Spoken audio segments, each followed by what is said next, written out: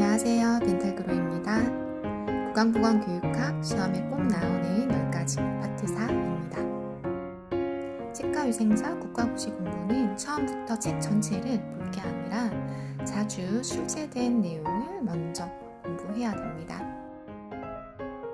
국왕보건 교육학 또한 19년부터 25년까지 국가고시 출제 유형을 분석해서 자주 출제된 중요한 내용을 먼저 공부해야 되고요. 여기에 10가지를 정리해서 알려드리고 있습니다. 학습 목표 A항과 B항 중에서 A항이 물론 출제가 많이 되긴 하지만 꼭 A항이라고 해서 다 출제되는 것도 아니고 B항이라고 해서 출제가 덜 되는 것도 아니기 때문에 저와 함께 기출문제를 반영한 핵심 요약집 먼저 공부해주고 모의고사를 쳐보면서 조금 더 부족한 부분들은 공부해 나가는 게 좋습니다. 파트 3에 이어서 파트 4 그럼 시작해 보겠습니다. 오늘의 주제는 다음 2가지입니다. 국왕보건 교육 방법과 평가에 대한 내용이고요. 영상의 마지막에 국왕보건 교육학 시험에 꼭 나오는 10가지에 대해서 정리해서 알려드리니까 끝까지 시청해 주시기 바랍니다. 먼저 국왕보건 교육 방법입니다. 19년부터 25년까지 한 번도 빠지지 않고 매해 출제되었던 내용입니다. 그러니 꼭 봐둬야 되는 부분이고요. 여기서는 강의법, 도입법, 상담, 시범 실습 이 4가지가 중요합니다. 실제로 시험 지문에 나왔던 내용은 주황색으로 표시해 뒀으니까 어떻게 출제되는지 잘 봐두시기 바랍니다. 강의법입니다. 강의법의 장점으로는 새로운 단원의 도입 부속에 효과적이고 단시간에 여러 지식 전달이 가능합니다. 어려운 개념, 즉 지적 영역을 학습하는 데 효과적이고요. 교육자의 언어적 표현 능력에 따라서 학습자의 동기화를 쉽게 할 수 있습니다. 단점으로는 교육자가 말로 계속해서 설명을 하는 방법이기 때문에 주입식 수업이 되기가 쉽습니다. 치주병의 원인을 설명할 수 있다와 같이 지적 영역에 대한 교육 목표를 달성하기 위해서 효과적인 교육 방법이라고 볼 수 있습니다. 토의법은 자신의 생각을 토의하는 사람들과 같이 주고받는 방법이기 때문에 장점으로는 집단의식과 공유 능력을 길러주고요. 주제에 관심과 흥미를 고취시켜서 자발적 학습 활동이 가능합니다. 그리고 비판적 사고와 문제 해결 능력을 배울 수 있다는 장점이 있습니다. 단점으로는 많은 시간이 소요된다는 점이겠죠. 토의법에는 종류가 꽤 많은데요. 11가지로 정리를 했고요. 이 중에서 배심 토의와 심포지엄에 대해서는 비교해서 알아둬야 되고요. 나머지는 보기로 나올 수 있기 때문에 어떤 개념인지 정도는 알아둬야 됩니다. 7번으로 바로 넘어가서요. 배심 토의 먼저 살펴보겠습니다. 배심 토의는 서로 상반된 견해를 가진 전문가들이 사회자의 안내에 따라서 준비된 원고 없이 자유롭게 발표하고 토의하는 형식입니다. 예를 들어서 치과 주치 제도 시행에 대해서 여러 명의 전문가들이 자신들의 견해, 찬성, 반대의 의견을 청중 앞에서 토론하는 방법입니다. 심포지엄은 2~3명의 전문가가 동일한 주제를 서로 다른 입장에서 학술적으로 접근해서 자신의 의견을 원고로 준비해서 순서대로 발표하는 형식입니다. 배심토의와 심포지엄이 비슷해서 헷갈릴 수가 있는데 배심토의에서는 찬성과 반대, 상반된 견해라는 부분이 중요하고요. 심포지엄은 주제에 대해서 학술적으로 살찌워주는 강연의 형식이라는 점이 중요합니다. 9번 세미나부터 브레인스토밍까지도 보기로는 출제가 될 수 있기 때문에 어떤 개념인지는 알아둬야 되겠습니다. 상담은 도움이 필요한 사람이 훈련을 받은 사람과 상호작용적 관계에서 문제를 해결하고 행동적, 인지적, 정서적으로 변화하도록 하는 과정입니다.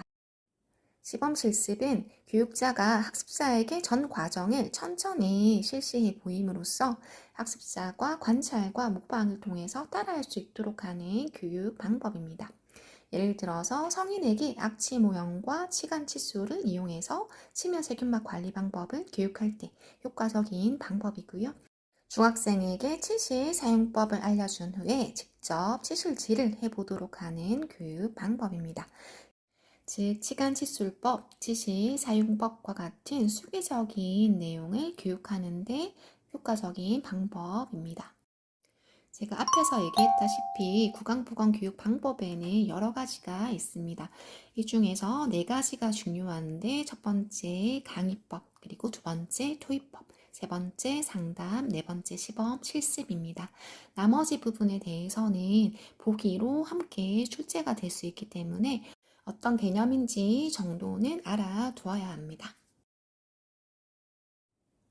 다음 문제를 읽어보고 풀어보겠습니다.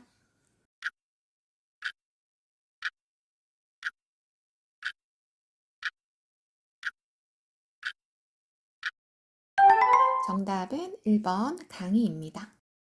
치주병의 원인을 설명할 수 있다와 같은 지식 전달에 대한 목표이기 때문에 효과적인 교육 방법은 강의가 되겠습니다. 두 번째 문제입니다.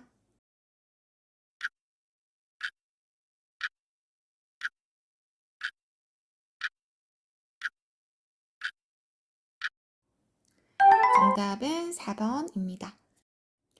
토의식 교수법의 장점이라고 했기 때문에 주제에 대한 흥미를 고취하여 학습자의 자발적인 학습 활동이 가능하다가 정답이고요. 나머지 보기에는 강의법에 대한 내용입니다. 세 번째 문제입니다. 문제 읽어보고 풀어볼게요.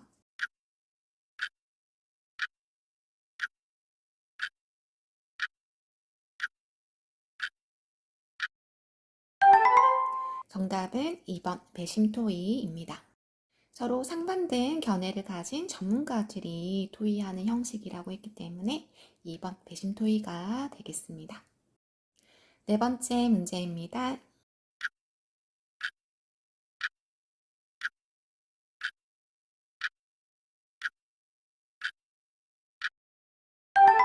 정답은 5번 시범 실습입니다. 악취 모형과 치간 칫솔을 보여주면서 교육하는 방법이기 때문에 5번 시범 실습이 정답이겠죠. 오늘의 두 번째 주제인 구강보건 교육 평가입니다. 24년을 제외하고는 19년부터 25년까지 계속해서 나오고 있는 내용입니다. 평가에는 세 가지가 있는데 먼저 학습자 성취도 평가입니다. 이름 그대로 구강보건 교육 후에 학습자가 성취된 것, 지식, 태도, 행동에 대한 것을 평가하는 방법입니다. 예를 들어서 치아 오식 원인 및 예방법에 대해서 설명해 보세요 라고 하는 평가 문항이 되겠습니다. 두 번째는 구강보건 증진도 평가입니다. 교육 전후의 구강 상태를 비교해서 구강 보건을 증진시킨 정도를 평가하는 방법이고요. 예를 들어서 교육 전에 치면 세균막 관리 점수가 1.0이었다. 그런데 교육 후에 치면 세균막 관리 점수가 2.0으로 증진되었다를 보는 방법입니다. 교육 유효도 평가는 교육 방법, 교육 매체, 적용한 교육 프로그램의 내용 등 교육 과정 자체의 요인을 평가하는 방법이고요. 구강보건 교육이 학습자들한테 얼마나 효과가 있었는지를 판단하는 방법입니다. 예를 들어서 본 프로그램을 주변에 추천하고 싶습니까? 라고 하는 문항에 대한 답을 확인을 하면서 교육 만족도를 평가하는 방법이고요. 다발성 오식병 환자에게 식이조절 프로그램을 활용해서 교육한 결과 1년 후에 새로 발생한 치아 오식병이 없었다. 이런 효과에 대한 평가를 하는 방법이 되겠습니다.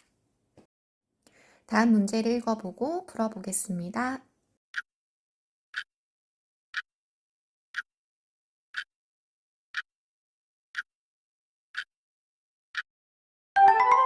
정답은 4번 학습자 성취도 평가입니다.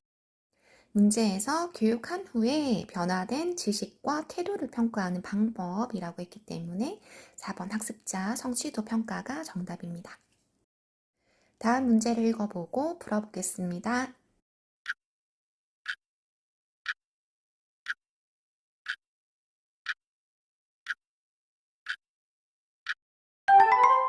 정답은 3번입니다.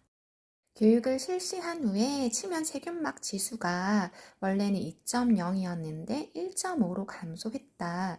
즉, 구강보건 증진 정도를 평가하는 방법입니다. 마지막 문제입니다. 다음 문제 읽어보고 풀어보도록 하겠습니다.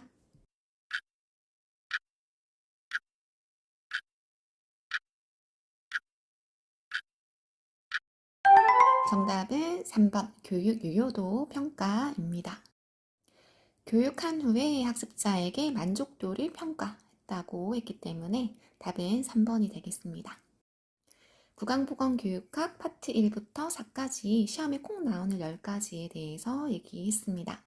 책 전체를 보기 전에 먼저 이 10가지에 대해서 정리를 해두시면 출제되는 10문제 중에 7문제는 맞출 수 있지 않을까 생각합니다. 모의고사를 쳐보면서 부족한 부분들은 조금씩 더 공부해 가시기를 바라요. 다음 과목은 무려 20문제가